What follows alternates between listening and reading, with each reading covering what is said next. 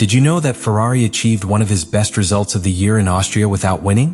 What made your performance make such a noticeable jump in such a demanding circuit? Today we are going to uncover the true technical secret that transformed the SF25. And no, it is not what you imagine. The most critical voices pointed to the lack of technical direction. Where was the evolutionary leap that was promised for the new car?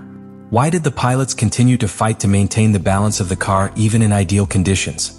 Charles Leclerc, on multiple occasions, had been frustrated by an unpredictable car that seemed to punish him when he tried to extract performance. Lewis Hamilton, on the other hand, was still in the process of adaptation, but already showed that the limitations of the car went beyond driving style. Austria, due to its design, does not give room for equipment that does not have a solid balance. With a combination of rapid curves, aggressive braking and elevation changes that require total aerodynamic stability, this circuit historically exposes the structural defects of the cars. Any weakness, either in load, in cooling or in traction, is paid expensive. And yet, it was precisely where Ferrari decided to introduce the deepest change in his technical philosophy, a complete redesign of the car's soil. A risky play, yes, but reflected determination. Ferrari didn't want to continue surviving. I wanted to compete. The car felt different and the pilots knew it. Charles Leclerc talked about greater confidence to push in high-speed curves, while Hamilton stood out how stable the car felt even in aggressive braking phases. They were not empty statements. A genuine relief was perceived, as if finally they had begun to unleash the true potential of the SF25. Austria, then, was not just the stage of a podium. It was the validation of months of work hidden in Maranello's wind tunnels, complex technical decisions, tense internal debates, and a tactical bet that, if it went wrong, could have condemned the season. But it didn't go wrong. It went well. And the message they made was clear. Ferrari is still alive and has found the way to be competitive again. What we saw in the Red Bull Ring could be the beginning of a new narrative for the Scuderia. One where they not only fight, but they bother giants of the grill. Because when Ferrari finds balance, Formula One changes. When we talk about technical evolution in a Formula One car, we do not refer only to new pieces or small aerodynamic adjustments. We talk about deep re-engineering, a conceptual transformation that, in many cases, can change the integer of the car.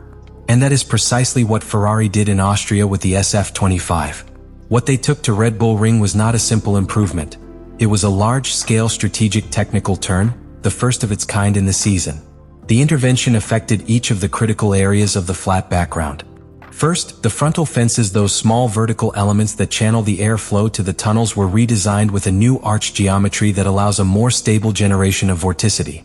This not only improves the entry of the flow into the tunnels, but also optimizes how the aerodynamic load is maintained along the line and in braking. In addition, the central section of the soil was reformed, known as the boat zone, with a more stylized and efficient profile to stabilize the air in high speeds. This technical decision was not accidental. It was the result of weeks of work in wind tunnels, CFD simulations, and validations in the dynamic test bank. The most interesting thing is that Ferrari not only designed this ground for a circuit like Austria. They did so thinking about a wide range of slopes. The package was validated to operate efficiently under conditions of high load and heat, as they faced in the Red Bull Ring, but also has the potential to adapt to more technical circuits and with low-speed curves. The impact on the car was immediate. From the first practical session, the telemetry data indicated a significant reduction in the background of the background, a greater consistency in the load levels by return, and a clear improvement in the sensitivity to the lateral wind. The pilots noticed him instantly. Hamilton talked about a more neutral and predictable platform, while Leclerc, which usually suffers more with flying, found a balance point that allowed him to attack more aggressively without losing the back train. In addition, this evolution allowed Ferrari to leave behind the strategic limitations that forced them to conduct conservatively. In previous races, the pilots had to resort to the lift and coast constantly to avoid overheating and loss of load. In Austria, those instructions decreased. The car could breathe better.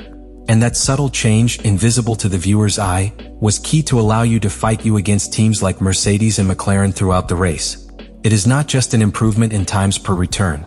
It is a transformation in the way that SF25 behaves as a concept. Ferrari not only won tenths, he won confidence. He won stability. And above all, he gained technical margin to continue developing the car without having to compromise its filming height or its base configuration. That is the true heart of this evolution. A silent but forceful statement. The Scuderia has not finished its fight. However, as is usually the case in Formula One, no technical advance comes without consequences. The brilliant SF25 soil redesign substantially improved the aerodynamic balance of the car, but revealed a new Achilles heel: thermal management. In Austria, this problem became the limiting factor that prevented Ferrari from transforming its potential performance into a direct threat to victory. The Red Bull Ring track, more than 600 meters above sea level, with short, aggressive and low natural ventilation sections, generates extreme thermal conditions. To this were added environmental temperatures that touched the 35 degrees Celsius and track temperatures greater than 50. A true oven for any cooling system. And that's where SF25 showed its most critical vulnerability. From the first laps of the race, Ferrari's boxes wall began to send clear instructions to Leclerc and Hamilton.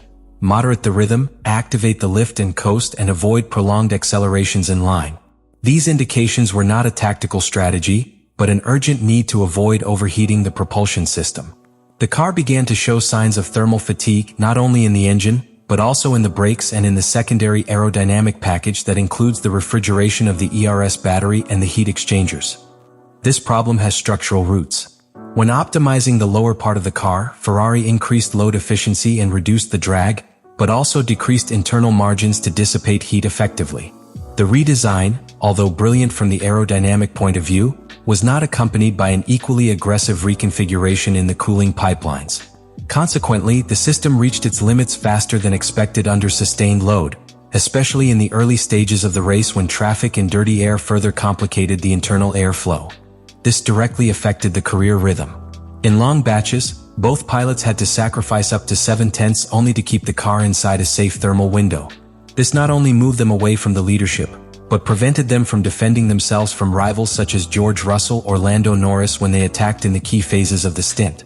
The most frustrating thing is that the car had the rhythm to respond. But every attempt to increase the pace brought with it a penalty in the form of overheating or excessive degradation of rear tires.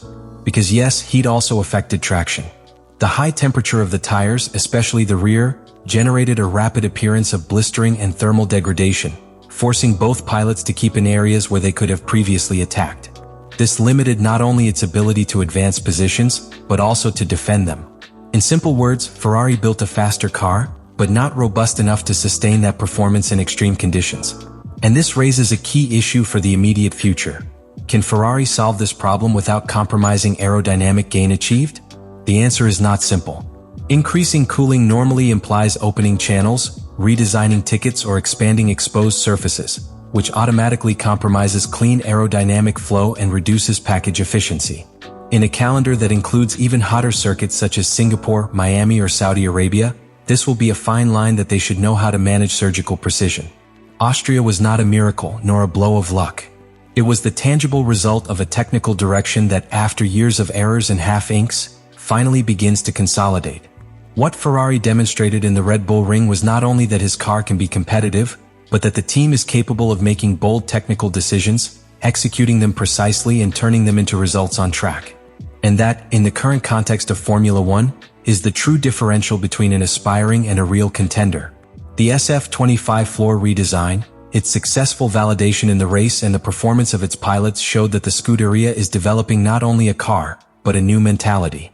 Because in modern Formula One, where the margins are tiny and technical cycles are compressed by calendar pressure, the surviving equipment is those that adapt rapidly, correct without fear, and evolve with conviction.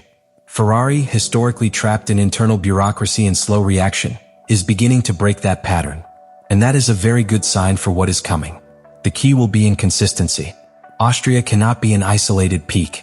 If the team wants to position itself as a real candidate for the construction championship, you must turn this improvement into a trend. And that implies bringing more updates, continuing to understand the behavior of the car in different scenarios, and above all, take advantage of the experience of their two pilots. Lewis Hamilton, with his arrival, has brought not only talent, but also a rigorous work methodology forged in the golden age of Mercedes. Its influence on technical decision-making, in the reading of the race rhythm, and in the weekend preparation, it can be the factor that tilt the balance when the development between the leading teams becomes more closed. Leclerc, on the other hand, is showing an increasingly evident maturity, with fewer errors and an adaptation capacity that he had not always had in previous years. Together, they are a pair capable of adding valuable points, strategically pressing their rivals and sustaining a project that begins, finally, cohesive. Austria was the first act of what could become a story of redemption. Ferrari has shown that he can redesign his car, redirect his course, and reactivate his fight. But now comes the most difficult part, holding that impulse. Because in this contemporary Formula One, no one expects. The next race is always just around the corner. And the real secret is not only to improve, but to stay better than the others. But now the biggest question is on the table.